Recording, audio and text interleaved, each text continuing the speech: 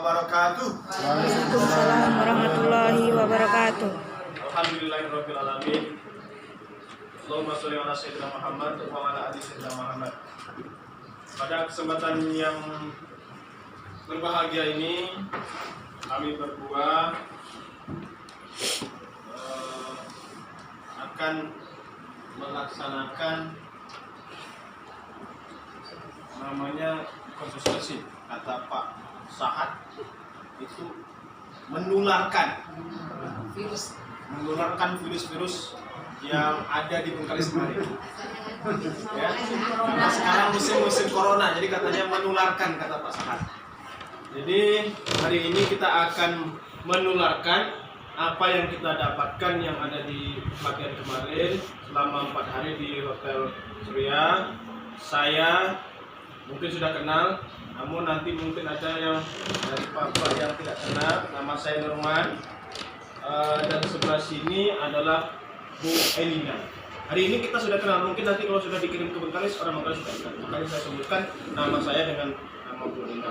Kami dari Bukit Batu dan Siak Kecil akan menularkan ke 3 kecamatan: Siak Kecil, Bukit Batu, dan Bandar Laksmana. Untuk sesi pertama kita akan membahas tentang penilaian, yang hal ini akan disampaikan oleh Bu Elina. Kepada beliau kami persilahkan dengan segala hormat. Terima kasih pada Pak Nurman. Kita langsung saja Bu ya. Jadi di sini saya akan menyampaikan sedikit yang saya peroleh.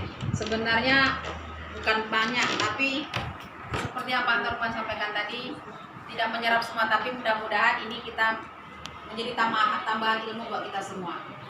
Jadi saya akan menyampaikan, memang banyak yang kami peroleh mengenai penilaian itu. Ada penilaian portofolio, kinerja, dan penilaian pengetahuan, serta pengetahuan sikap. Cuman kalau yang kinerja, pengetahuan dan sikap kita kan sudah umum, dan kita sudah paham, sudah pernah melaksanakan. Cuman yang masih bingung di antara kita ini adalah penilaian portofolio. Karena pada tahun ini untuk kelas 9 itu tagihan penilaian portofolio itu memang diminta. Maka saya akan sedikit menularkan seperti yang disampaikan oleh Pak Nurman tadi tentang apa itu penilaian portofolio. Sebenarnya penilaian portofolio itu adalah kumpulan dari seluruh penilaian. Bisa penilaian pengetahuan, bisa juga penilaian keterampilan. Tetapi yang diminta pada penilaian untuk tuntutan kelas 9 yang itu tuntutan itu sebenarnya adalah penilaian keterampilan. Jadi sebenarnya kalau definisi dari penilaian portofolio itu sendiri, ini langsung saya ambil dari filenya Pak Wisirman kemarin Pak ya. Saya tidak membuat file sendiri. Jadi penilaian portofolio itu adalah kumpulan ya atau berkas pilihan yang dapat memberikan informasi tentang performa atau kemampuan individu ya yang terbaik. Maksudnya begini, misalnya untuk kelas 9 yang saya contohkan kelas 9 dulu. Jadi penilaian portofolio ini bukan hanya untuk kelas 9, tetapi untuk semua jenjang. Jadi pertama untuk kelas 9 saya contohkan. Misalnya kita memberikan tugas kepada siswa membuat jaring-jaring kubus. Jaring-jaring tabung. Maka dalam penilaian portofolio itu kita buatkan pertama dulu alat dan bahan. Anak yang suruh mencantumkan, menuliskan dalam suatu laporan. Alatnya adalah misalnya gunting, roll, karton, seperti itu. Itu namanya alat dan bahan. Sesudah alat dan bahan, baru kemudian metode kerja ataupun cara kerja. Setelah metode kerja, baru cara membuat tadi kan, bagaimana cara membuat jaring-jaring tabung. Bahwa kita buat di situ nanti kan akan ada keterangan anak-anak itu. Pertama gunting, cara-caranya ya kan, pokoknya lengkap, kita semua sudah tahu cara-caranya membuat jaring-jaring tabung, sehingga terjadilah selesai jaring-jaring tabung tersebut. Kemudian cara kerja itu dituliskan dalam suatu, boleh lembar double folio ataupun kertas HPS, boleh diketik. Itu adalah keinginan kita. Kalau kita menginginkan, kalau biasanya kalau anak ingin nilainya terbaik, maka diketik serapi mungkin. Dan itu sistemnya individu Bu ya, bukan nilai kelompok. Boleh kerjanya kelompok, boleh. Misalnya sama-sama membuat jaring-jaring tabung kelompok 1 boleh, tetapi nanti penilaiannya secara individu. Jadi setelah selesai cara kerja membuat jaring-jaring tabung tersebut kan, kita foto kegiatan tadi. Kita sebagai guru ataupun misalnya anak, tapi kalau di sekolah kami kan anak tidak dibenarkan membawa HP, maka kita bantu anak tadi memfoto kegiatan tadi, membuat menggunting-gunting karton tadi kita foto. Nanti kegiatan dia memunting-gunting tadi kita kasih ke dia, sehingga dia di printnya ditempelkanlah pada kertas HPS juga. Jadi bukti kerjanya tadi itu. Setelah langkah-langkah kerja, setelah itu kan jadi produknya.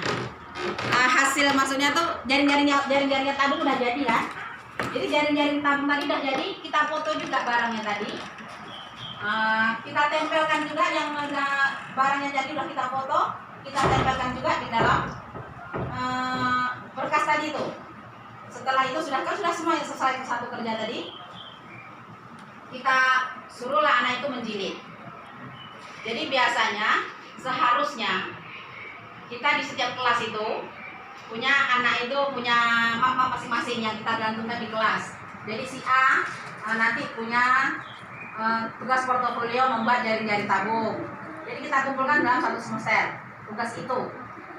Nanti akan kita kumpulkan dalam satu map gitu. Maka dia akan tersimpan secara rapi. Itulah yang dimaksud dengan tugas portofolio tadi. Jadi di antara tugas anak tadi kita ambillah yang terbaik. Maka kita jadikan arsip. Kalau saya biasanya misalnya yang biasa-biasa nanti pada akhir semester dipulangkan. Kalau yang baik-baik kita dokumenkan, kita simpan untuk nilai aktivitas sekolah. Jadi sebenarnya mungkin kita sudah banyak mengerjakan tugas portofolio tadi, tetapi kita tidak ada lengkap laporannya. Jadi sebenarnya tugas portofolio itu adalah lengkap dengan portofolionya, seperti itu. Mungkin itu yang dapat saya sampaikan. Apakah ada yang ingin ditanyakan atau mungkin ada yang salah penyampaian saya? Bisa kita sampaikan. Di sini saya tidak mengajarkan, tetapi hanya sekedar menginformasikan. Namanya menginformasikan, penyerapan itu kadang-kadang bisa 50%, 70%, mungkin bahkan cuma 25%. Kalau 100% itu sangat mustahil. Ini kan Ya. ini kan dalam bentuk detail, misalnya jaring-jaring kapal bangun uang. Bagaimana kalau tugas yang kita berikan itu, saya sering kadang-kadang untuk memperbaiki nilainya, saya suruh dia membuat soal, dia mencari soal dari soal lengkap dengan pembahasan. Karena itu nanti termasuk di dalam portofolio, kan berarti di sini portofolionya kan ada cara kerjanya, Ya. alat bahannya, ada bukti ilmuwan, ya kan? Nah, jadi kalau seandainya kita tugas itu kita suruh dia membuat soal, sesuai dengan pembahasannya, misalnya sekitar semakin banyak yang kamu buat, berarti nilainya semakin tinggi. Dan dalam satu KD, misalnya KD-nya kalau misalnya integrasi bulan persamaan kuadrat, jadi kita suruh dia membuat soal lengkap dengan pembahasan. Apakah itu nanti termasuk dalam portofolio? Jadi kalau yang sebenarnya kan definisi portofolio itu adalah kumpulan seluruh tugas. Kumpulan seluruh tugas. Jadi tidak harus juga, kalau itu tadi kan salah satu yang saya bilang, jadi yang mempunyai langkah-langkah kerja itu memang yang terbaik idealnya. Tapi kalau seandainya kita seperti yang Guru sudah sampaikan tadi, itu berarti hanya satu dulu baru. Nanti misalnya bab selanjutnya Ibu meminta lagi. Berarti kumpulan dari seluruh tugas dari semester selama semester 1 tadi itu juga sudah dikatakan tugas portofolio siswa. Berarti kan tadi Kumpulan seluruh tugas. dalam membuat soal itu kan berarti kan tidak ada Tidak ada memang, tidak ada. Cuma kalau bisa Bu, didokumenkan barangnya tadi ya, ya. kita dokumenkan. Pada saat dia bekerja kan kita Simpan. tidak punya bukti fisik, Ya. kita tidak memfoto karena tugasnya kan di rumah, Ya. ya kan? Jadi tak masalah. Ya.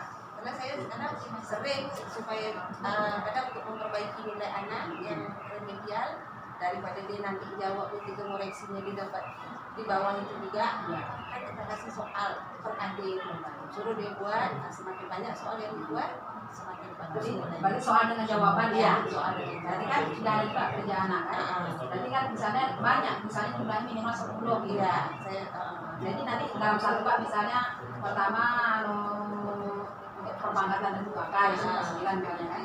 Kalau selanjutnya dikasih buat lagi jadi dikumpulkan dalam satu set. Maka nanti itu sudah menjadi tugas portofolio anak. bukti kerja ya. Kumpulan karena definisi dari apa tadi? Dari portofolio itu adalah kumpulan seluruh tugas. Ada lagi Ibu? Ya bukan? Ada target. Ya.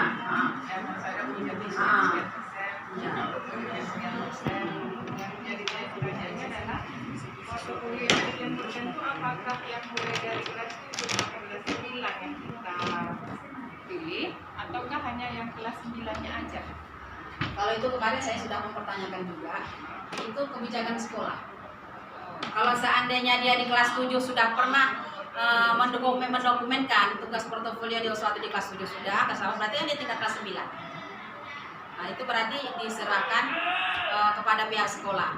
Kalau seandainya memang ternyata sekolah itu belum pernah melaksanakan meminta atau apa kepada siswa tugas portofolio tadi, berarti kita harus menilainya dari kelas 7. Tetapi mungkin apakah kita selama ini ternyata kita tidak pernah buat? Misalnya kan kita, karena kita kan mungkin ya pengetahuan kita tidak sampai ke situ sehingga waktu kelas 7 kita tidak pernah membuat. Kan kita kan era penilaian proyek. Ya. Nah, kan anak kan sudah ada nilai proyeknya mulai dari kelas 1. Yang dimaksud kalau di sini Bu, kalau yang dimaksud portofolio di sini itu beda dengan erapor. Kalau portofolio erapor itu kan adalah ada produk, itu kan, ada produk, ada proyek, itu kan, ada praktek. Kalau di sini yang dimaksud portofolio di sini adalah nanti pada ujian penulisan ijazah itu diminta sekian, tetapi tidak tertentu semata kalau itu adalah tugas kita, individu kita sebagai guru, cuman diminta bukti fisiknya gitu kan. Kalau sebagai pengawas yang meminta bahwa tugas portofolio di situ tidak seperti itu. Tetapi kalau seandainya memang ibu sudah ada mengumpulkan tugas-tugas proyek anak dari kelas 7 sampailah kelas dia 9, itu sangat bagus sekali Bu. Maksudnya nilainya udah ada. Yang ibu masukkan nilainya. Kalau nilainya kelas 9 aja. Kelas 9 aja kalau nilainya. Karena kan kelas 7 kelas 8 kita sudah menilai. Ya. Kalau USBN kan ujian tulis kan kita mulai dari tadi kelas 7. Ya ujian tulisnya ya. Ya kan 40%. Ya. Terus portofolionya kalau nggak salah saya pernah baca 25%. Kan nanti itu kan jadi satu nilai nanti di ijazah. Di ijazah. Tetapi portofolio yang diinginkan dia di situ tuh pada saat penilaian yang kelas 9 aja. Kelas 9 aja. Yang kelas 9 aja. Kan, Yang kelas 9 aja. Kalau nilainya yang sudah masuk saya itu tadi kumpulan kerjanya. Kalau seandainya kumpulan kerja boleh kita kumpulan dari kelas 7 yang terbaik tadi. Bisa kita kumpulkan jadi satu. Tetapi kalau nilainya cukup kelas 9 aja. Yang diminta 25% tadi itu kan, 25% dari kan, di situ 25% dari nilai portofolio. Misalnya anak itu nilai portofolio 100, berarti dia menyumbang 25 untuk penulisan angka ijazah. Angka nilai di ijazahnya. Itu adalah nilai kelas 9 saja. Ada lagi Bu?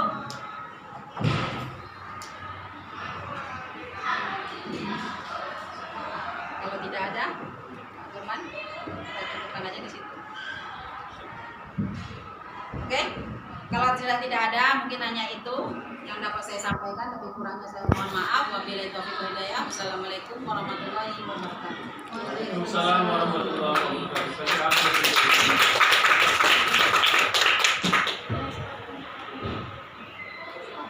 Oke, selanjutnya saya akan menjelaskan tentang sebelumnya ada kawan sebelah ya nanya, semalam tuh aku tak buat soal katanya, ya kan? Seharusnya kan dibuat soal kotor kemarin memang saya diundang waktu USBN memang dibuat soal kisi-kisinya sekaligus soalnya. Kemudian kenapa hari ini semalam itu pas pelatih tidak membuat soal? Dikarenakan kalau menurut undang-undang pembuatan soal itu tidak dilakukan di kabupaten. Ya, itu akan menyalahi aturan. Makanya diserahkan ke MGMP, paling tinggi MGMP. Diserahkan ke MGMP. Kemudian kisi-kisi yang kami buat itu bukan dipatok harus seperti itu, tidak.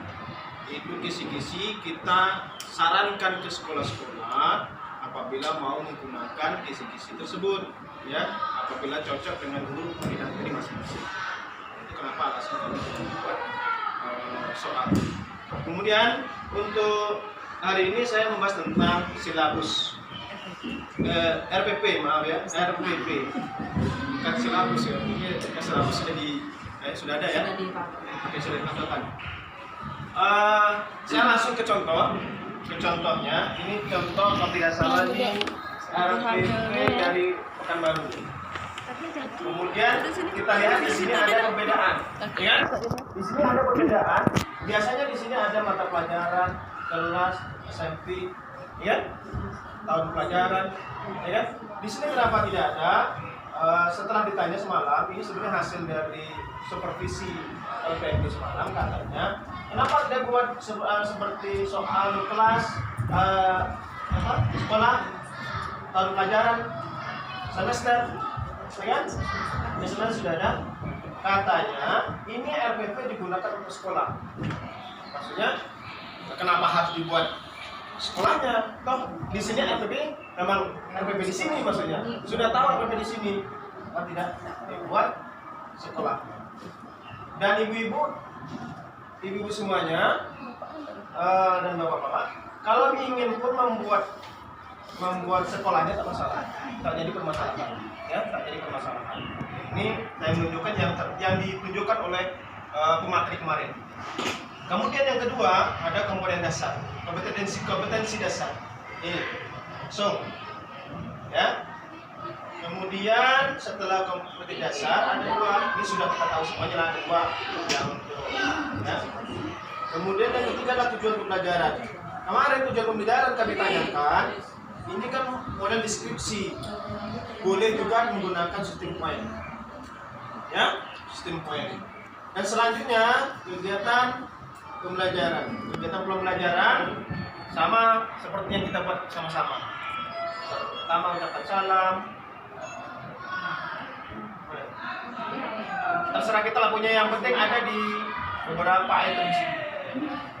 Ada yang menyampaikan tujuan, manfaat, ada menyampaikan ruang lingkup penilaian pembelajaran. Bila kita semuanya yang untuk pembukaan ini sudah tahu semuanya. Yang paling penting adalah di kegiatan inti. Ini di sini ada, sebenarnya dalam RPP cuma 3, ya. RPP kata Menteri Pendidikan itu biasanya kan cuma ada 3. Pertama itu tujuan, kedua kegiatan inti, ketiga asesmen. Itulah yang disederhanakan. Cuma di sini ada yang tambah, tak masalah. Ya, ini sebagai contoh. Contohnya ada stimulus pembelajaran masyarakat. Kalau tidak ada ini pun tak masalah. Ya, yang penting ada. Ini kan kegiatan intinya. Pertama, stimulus atau pemberi rangsangan. Peserta didik memberi tayang sebuah video. Berarti proses pembelajaran pertama itu memberikan stimulus. Ya. Kemudian mengidentifikasi masalah. Ya, ketiga, pengumpulan data sampai akhir pembelajaran. Yang sepuluh format. Yang ketiga adalah penutup. Ya. Peserta didik memberikan umpan balik. Yang kedua, pendidik menyampaikan pembelajaran selanjutnya. Artinya modelnya seperti ini. Ini ada yang kedua.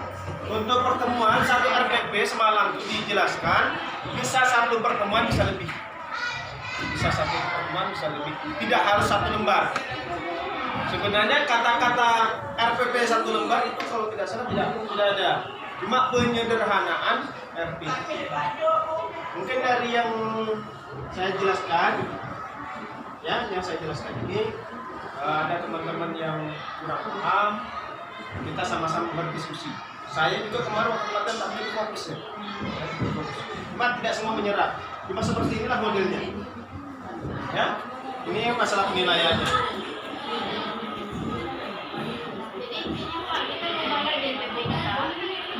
Sebenarnya untuk dirubah atau tidak tergantung kita. Ya, kan namanya merdeka belajar. Ya, merdeka belajar terserah kita. Mana yang lebih efektif yang kita gunakan. Soalnya di situ kan ada stimulusnya, di sini kan udah tidak ada lagi. Ini kan kalau ini kan menggunakan metode saintifik itu. Jadi dia metode saintifik ini bukan disebut saintifik, disebut learning. Jadi disebut learning di sini untuk satu metode itu diselesaikan dalam 2 kali pertemuan. Kalau seandainya kita kerepotan dengan seperti itu kita tidak bisa lakukan. Kita kan Yang penting dalam intinya sudah ada pelaksanaan pembelajaran sesuai dengan kelas. Cuma saya sampaikan dulu kan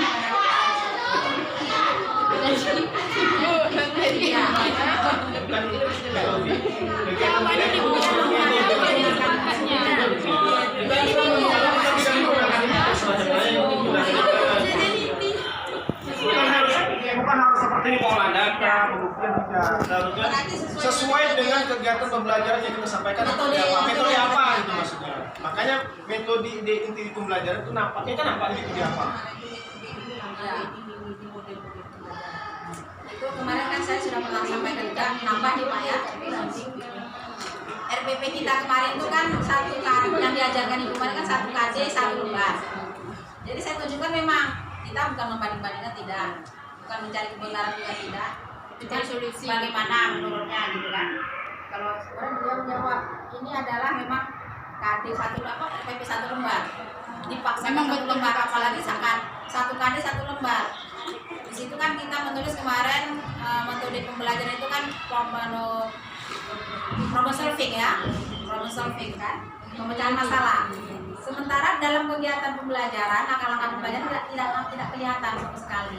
Jadi sebaiknya RPP itu Bu, kalau kita menggunakan problem solving, kita nampakkanlah kegiatan langkah-langkah pembelajarannya. Jadi baru nampak RPP kita itu memang mewakili kita. Memang rencana kita akan mengajar seperti itu yang akan kita laksanakan semua. Kalau RPP Ibu ini bukan saya katakan salah, tidak. Cuman tidak nampak kerja Ibu di kelas itu tidak nampak.